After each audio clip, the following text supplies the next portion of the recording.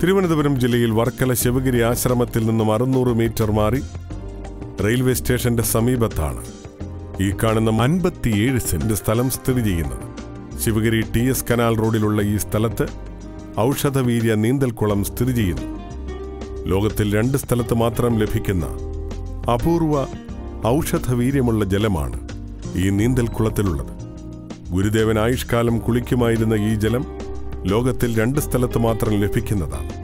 ഒന്നിവിടെയും മറ്റൊന്ന് റോമിൽ ജെപ്സ് എന്ന സ്ഥലത്തുമാണ്.